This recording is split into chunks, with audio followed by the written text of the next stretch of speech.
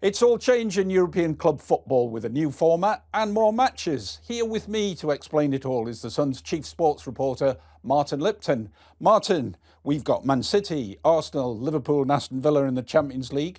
What are they facing? Well, they're facing a much greater schedule than ever before. There's going to be 8 matches in an expanded initial phase. What used to be the group phase is no longer a group phase. We will have, quite confusingly, a 36-team league structure in which the final table is decided after only 8 matches. And then it will go into a new knockout format with a sort of Wimbledon style seeded through. So you'll know from the start of the draw what your potential path will be. There's other changes as well. There's broadcasting changes. There's the whole way the draw is undertaken in Monaco at the end of the month will be very different as well. So is there seeded teams? How do we decide where each of the 4 English clubs are going to be? The decision on the seeding was taken based on UEFA rankings over the last 5 years, which means that City and Liverpool are in the top seeding group, Arsenal in the second seeding group, and Villa, because they've only had one season in Europe in the last 5, in fact, one season in Europe in the last 30 odd, they're in the bottom seeding group. But it isn't as simple as that. Because the change in structure, there's 9 teams in each seeding group, and every team will play 2 teams from each seeding group, but cannot play a team from their own country in the initial phase. And they can do in the knockout phase, but not in the initial phase. So Liverpool cannot play City, but could play Bayern Munich and Real Madrid, for example. That sounds quite complicated already. Do you think fans will get used to the format and that it'll play itself out quite simply once we get going? I think it's going to be confusing for everybody from the start. We're not used to a system that uses this so-called Swiss model. We've got very used to 4-team groups, top 2 go through into a knockout. That's all gone. That's done and dusted. So this format will be interesting to watch.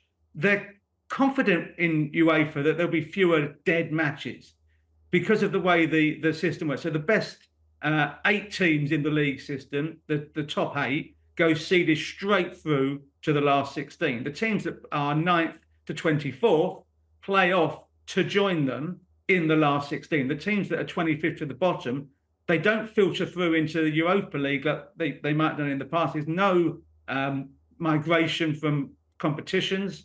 So they're out after 8 games. But of course, always in the past, for the last 20 years, the league has finished, the group stage has finished in December. This goes into January. There are 2 match dates in January as well.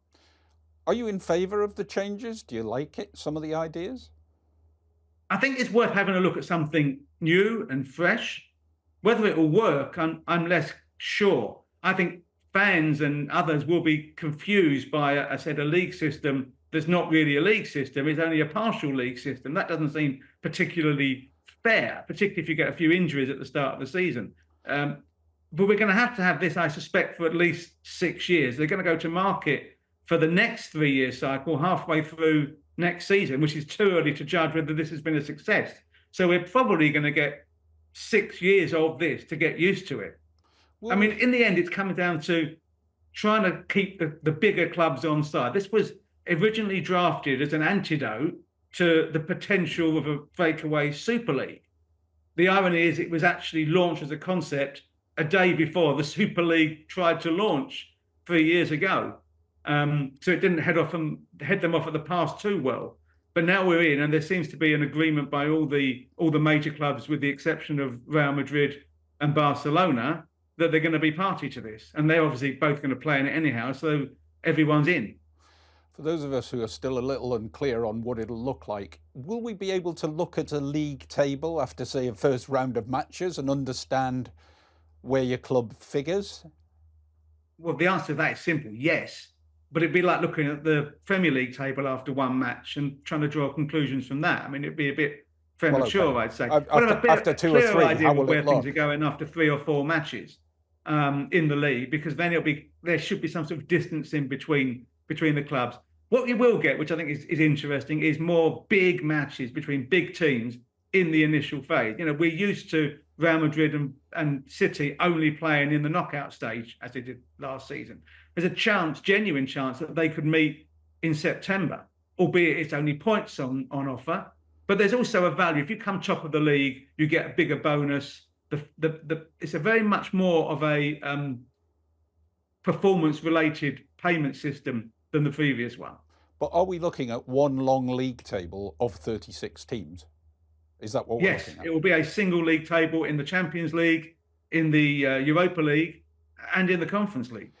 Well, that takes us on to that. Of course, we've got we've got Spurs and Man United in the Europa League. You say it's going to follow exactly the same format? The Europa League does. It's 8 matches again. The Conference League is slightly different. It's still a single league of 36, but they only have 6 matches in the Conference League. The design is that certain weeks will be Champions League only weeks. They've got 10 midweek windows between early September and the end of January where the matches will be played. Some weeks will just have Champions League. Others will just have Conference League or Europa League. Some weeks, the majority, will have all 3 being played on Tuesday, Wednesday, Thursday. Why have we moved into a Thursday as well for Champions League games? Because there's going to be 18 matches and they'd rather have 3 groups of 6 than 2 nines to ensure that more matches can be watched simultaneously, as it were. You can watch more games over the course of the midweek. That's only going to be in the Champions League only weeks. In the majority of weeks, I think 6 of the 8, it will be the normal Tuesday, Wednesday, with 9 games on each day. Now, you say some of this was to placate the bigger clubs who wanted more revenue, etc. But we've already heard from, say, the likes of Bernardo Silva from Manchester City, who's been talking about the fact that City, were they to get to the final of everything, could have a 75-game season. And we know Rodri last season was complaining that it was all too much. And yet the clubs want more, even if the players don't necessarily want it. Absolutely. It's why City and Chelsea and all the others who have been invited will take part in the Club World Cup, potentially 7 matches in June, July, after the season has finished. They all want more money. They've got to pay the bills. They've got to pay the players' wages, and prize money from UEFA and FIFA, in the case of the Club World Cup, will help to do that. I've sort of calculated, with a bit of help from UEFA, that City could, if they win every match, earn somewhere in the region of 140, 145 million pounds from the Champions League alone. That doesn't take into account gate revenues. City start, before kicking a ball, with 53 million quid from this new package. Liverpool get 51 million, Arsenal about 46, and Villa, give or take, around 33 million quid. Now, if you compare that to the Europa League, Spurs and United get 12 million quid without kicking a ball. Chelsea in the Conference League, 5 million. Conference League is going to cost Chelsea money. Do you think, you say that it's set up to go on for like 6 years, but do you anticipate maybe a re-evaluation of the way it works in a year's time? I know there's various qualifications, but the way you're talking, that there is a danger that it may not work out the way UEFA hope it would? I think that's a very real danger. People might not like it, simply won't understand it. But as I said, because they're going to go to market before you've had real time to address and evaluate what's happened, I think we're stuck in. That seems to be the view within UEFA for 2 cycles, which is 6 years. It will be some point in year 4 or 5 that there may be consideration of another change. And I think that could well happen if this doesn't work. Remember, we had the old system of the second group phase for at least 6, 8 years, even though people were moaning after one cycle that it simply wasn't working. And they had to go through another cycle before they could find a new format, which is when they went to the previous Champions League format of the last 16, because obviously prior to that, it had been 2 group phases and the last 8. So there's always going to be this evolution. As I said, I think conceptually there's some elements of this that make sense. Others I'm less certain about, and I'm not convinced that initially people are going to look at that table and understand what's going on. I think that'll be the bigger issue in the first year or 2. It doesn't look right. So if we can just break it down, if I'm in a league of 36, how exactly do you decide which 8 teams I'm playing? So there's a really clever computer There's always a clever computer. This is a genuine supercomputer as opposed to a supercomputer, which we see written about a lot. So the algorithm has been prepared and sorted through.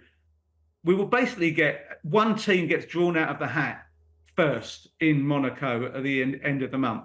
And then you will see instantly a cascade of randomly computer assigned teams, 2 from each pot, who they will play in the group or their league phase. And then very soon after that, you'll get the list of fixtures, because there's this whole thing about blue groups, Tuesdays and Wednesdays. So certain teams don't play each other on the same day. So City are paired with Liverpool, for example. They won't play on the same day. Or maybe Arsenal, there'll be a decision by the broadcasters as to who that will be. Another slight difference, of course, is this TV contract. So most of the matches will be on TNT, but every Tuesday, one match, which will be an English team, the best English match of the Tuesday, according to them, will be on Amazon Prime, and all the highlights are on BBC on a Wednesday night. So that's a big change. The first time that BBC have had Champions League highlights. Goodness me.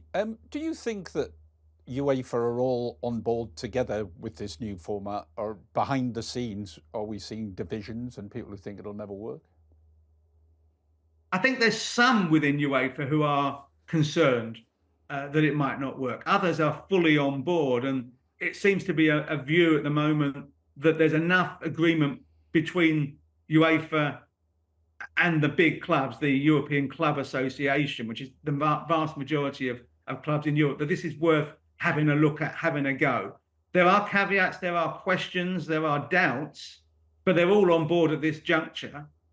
We'll start to hear the complaints pretty soon if people don't like it, but at the moment it's a case of hanging together rather than hanging separately. As you say, not long till it all kicks off. The proof will be in the pudding.